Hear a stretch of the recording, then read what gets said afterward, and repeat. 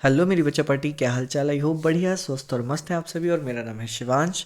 और हम जो पढ़ रहे हैं लगातार अपना राइज ऑफ मराठास को पढ़ रहे हैं। तो सभी कुछ हम पढ़ चुके हैं, तो अब बारी है कि मराठास का जो एडमिनिस्ट्रेशन था वो कैसा था, ये थोड़ा सा जानना ज़रूरी हो जाता है ना भाई। तो मराठा का जो एडमिनिस्ट्रेशन था बच्चों, वो एडमिनिस्ट्रेशन लगभग मतलब हम 4-5 तरीके से देखने वाले हैं कि किस किस तरीके से और क्या क्या। जैसे यहाँ जो आपको दिख रहा है वो सिविलियन एडमिनिस्ट्रेशन दिख रहा है, इसके बाद मिलिट्री एडमिनिस्ट्रेशन कैसा था, ट्रेड नेटवर्क कैसा था, ठीक है, मेरे टाइम सुप्रीमेसी कैसी थी। ये सारी 4-5 चीज़ें हमको यहाँ पर कम से कम 5 तरीके से हम इन चीज़ों को पढ़ना है, ठीक है। कुछ 5 चीज़ें हैं जो पढ़नी है, लेकिन सारी चीज़ मैं एक वीडियो में नहीं पढ़ाऊंगा, एक एक कर मतलब एक दो करके हम इसको पढ़ेंगे, ठीक है। चलो सिविलियन एडमिनिस्ट्रेशन के बारे में देख लेते हैं। नागरिक तौर पर मतलब क्या तरीके की सुविधाएं थी, किस तरीके का प्रशासन था। लिखा Shivaji instituted a relatively centralise administration for his kingdom. Shivaji ने क्या किया, रिलेटिवली देखें यानी सापेक्षिक रूप से देखें तो कहीं ना कहीं इन्होंने एडमिनिस्ट्रेशन को सेंट्रलाइज किया। यानी कि सेंट्रलाइज का मतलब कि पावर एक पर्सन के हाथ में रहेगी। ही अबॉलिश द हेरिडेटरी पोस्ट। सबसे पहले उन्होंने जो हेरिडेटरी पोस्ट थी, यानी कि सुल्तान और मुगल वाली की भाई राजा का बेटा ही राजा बनेगा, आज ये मंत्री हटेगा तो इस मंत्री का बेटा ही अगला मंत्री बनेगा, तो ये सारी चीज़ें उन्होंने ख़त्म की। And land assignment and land assignment paid a salary to every government official out of the state treasury. और और मतलब एक तो दो चीज़ें उन्होंने फिनिश करी यहाँ पर। कहने का मतलब ये है कि पहली चीज़ तो हेरिडेटरी पोस्ट के बारे में उन्होंने इसको ख़त्म किया, और दूसरा ये जो लैंड असाइनमेंट्स थे ये सब ख़त्म किए, ठीक है ना।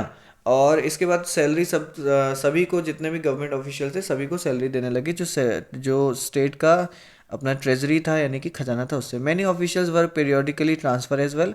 और काफ़ी सारे ऑफिशियल्स के ट्रांसफ़र भी हो जाते थे, किए जाते थे जानबूझ करके, ensuring that they would not have enough power to dictate terms of the king. मतलब देखो, एक जगह कोई ज़्यादा दिन वर्क करता है तो क्या करता है, वो अपने वहाँ पे टर्म्स बना लेता है। तो ऐसा ना करने के लिए, ऐसा ना हो, इस चीज़ को इंश्योर करने के लिए शिवाजी क्या करते थे, अपने एडमिनिस्ट्रेशन में जो ऑफिशियल्स होते थे उनको समय समय पर ट्रांसफ़र भी करते रहते थे। Shivaji also gave pension to widows. ये बड़ा अच्छा काम उन्होंने किया कि जो सोल्जर्स थे, उनकी जो विधवा महिलाएं थी, उनको उनको पेंशन दिया, ठीक है। इवन ऑफरिंग मिलिट्री पोस्ट, यहाँ तक कि मिलिट्री पोस्ट भी ऑफर किया उनके बेटों को अगर वो चाहते हैं जॉब करना। दस demonstrating his care for the soldier and their family. ये जैसे आजकल नेता बोलते हैं ना कि भाई फला फौजी मर गया है तो उसके परिवार को ये पैसे दिए जाएंगे, नौकरी दी जाएगी। एक्चुअली में वो जो बोलते हैं ना, पहले वो चीज़ खुद शिवाजी अपने प्रशासन में कर रहे थे। ये चीज़ वहाँ पर दिखाती है कि भाई वो विडोज़ को पेंशन दे रहे हैं, उनके बच्चों को नौकरी दे रहे हैं, सेना में आने का मौका दे रहे हैं। तो ये चीज़ पहले की जाती थी, आज सिर्फ लगता है मुझे जैसे बातों में रह गई हैं, बट कोई नहीं। और ये जो आपको बराबर में पिक्चर दिख रही है, ये उनके गोल्ड कॉइन है जिसमें छत्रपति लिखा है, ठीक है। गोल्ड कॉइन कॉपर के बने हैं उनके खुद के नाम पर, ठीक है। आगे चलें।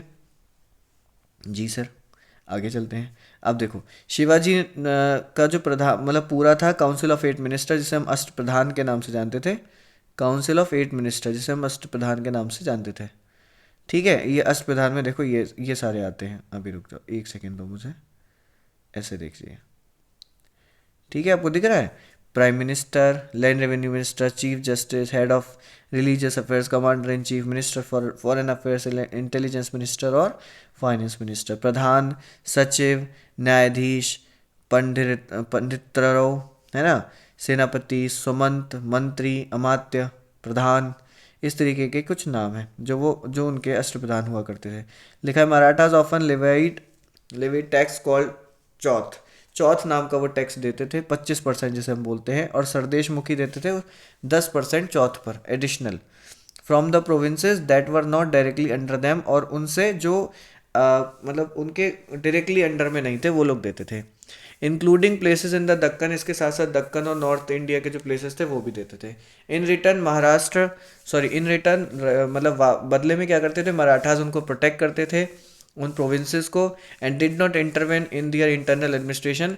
और इस बात का वो पूरा ख्याल रखते थे कि बिल्कुल भी दखलंदाजी नहीं दी जाएगी, जो भी उनके इंटरनल एडमिनिस्ट्रेशन होंगे उसमें कुछ भी ऐसा नहीं सोचा जाएगा, ठीक।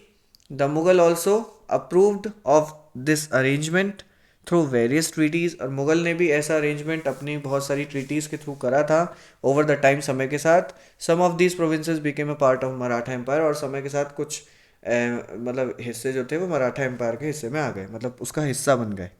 ठीक है, चलो ये भी वही हैं चीज़ें। और दूसरा है मिलिट्री एडमिनिस्ट्रेशन। मिलिट्री एडमिनिस्ट्रेशन कैसा था बच्चों, आइए जानते हैं। तो मिलिट्री एडमिनिस्ट्रेशन में Maratha arm forces were divided into three parts.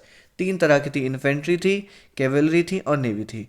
तो जो कैवेलरी थी was made up of two type of soldier. Cavalry में दो तरह के थे सोल्जर। कैसे कैसे, एक तो बारगेट्स कहते थे जिनको, जिनके पास घोड़े होते थे, इक्विपमेंट्स होते थे, है ना, और उनको पेड किया जाता था बाय द स्टेट, स्टेट के द्वारा उनको सैलरी दी जाती। एंड द शीलेदार्स, जो शीलेदार्स होते थे वो कौन होते थे, हुज हॉर्सेस, जिनके के घोड़े और इक्विपमेंट होते थे, were paid for the soldier themselves, उनको सोल्जर खुद देते थे। For by, paid for by the soldiers themselves, मतलब जो सोल्जर होते हैं उन्हें खुद पैसे देते थे। इन द 18th century, 18वीं शताब्दी में, द मराठाज ऑल्सो नोटिस, ये भी नोटिस किया कि द सुपरियोरिटी और European style discipline troops and artillery, and they try to raise recruit such troops. मतलब 18वीं शताब्दी तक मराठा ने नोटिस किया कि यूरोपियन स्टाइल की जो डिसिप्लिन टाइप की ट्रूप्स है, यानी कि जो सेना है, जो आर्टरीज है, आर्टिलरीज हैं, उनको मतलब उस स्टाइल को ऑब्जर्व किया और उन्होंने सोचा कि इसको ट्राई किया जाए ना। They try to raise and recruit, इस तरह की सेना को भर्ती करने की कोशिश की, है ना, प्रयास किया। इन पर्टिकुलर, अब पर्टिकुलरली हम बात करें तो यहाँ पर एक नाम आपको याद रखना है, वो है Mahadji Shinde. Had a large European style army. Mahadji Shinde के पास बड़ी यूरोपियन स्टाइल में आर्मी थी। ठीक, sword and lenses were preferred weapon of the Marathas. Sword और लेंसेज रखे जाते थे, यानी कि वही तलवार और ढाल। हालांकि they also use guns and sizeable member, कुछ के पास साइजेबल मेंबर, कुछ के पास गन भी होती थी। Rocket were use in military campaign, और मिलिट्री कैंपेन जब होता था तो उसमें रॉकेट का यूज किया जाता था from day of Shivaji himself, Shivaji के खुद, शिवाजी के समय पर खुद करते थे वो। एंड बाय 1770, लगभग 1770 तक, mental tube rocket were also being used, यानी कि जो रॉकेट हम आज यूज़ कर रहे हैं ना, इससे पहले भी ऑलरेडी यूज़ किए जा चुके हैं मराठा के टाइम पर, मतलब शिवाजी के समय पर। ठीक है, मुझे उम्मीद है यहाँ तक चीज़ें समझ में आ रही होंगी। और देखिए ये कुछ औजार हैं जो इस समय यूज़ होते थे। As we saw earlier, forts were initially the mainstay of Maratha power. मतलब फोर्ट बहुत ही ज़्यादा इंपॉर्टेंट रोल प्ले करते थे। जब वो गोरिल्ला वॉरफेयर भी, जो भी उसका रोल रहा है, उसमें भी फोर्ट्स ने अपना काफ़ी हद तक रोल प्ले किया है। तो वही लिखा है, Shivaji control and built a considerable number of forts. काफ़ी ज़्यादा फोर्ट्स को वह कंट्रोल करते थे, है ना। As they were essential to strategically control important routes. काफ़ी सारे जो इंपॉर्टेंट रूट्स हैं उनको स्ट्रेटजिकली कंट्रोल करने के लिए, उन पर नज़र बनाए रखने के लिए थोड़े ज़रूरी थे। एंड शेल्टर द आर्मी, और आर्मी को शेल्टर देते थे when engaging in guerrilla warfare. जो मैं अभी आपको बता रहा था कि जब भी गोरिल्ला वॉरफेयर होता था तो उसमें आर्मी को शेल्टर देने के लिए इन किलों का यूज़ किया जाता था। ठीक है ना, आगे समझते हैं।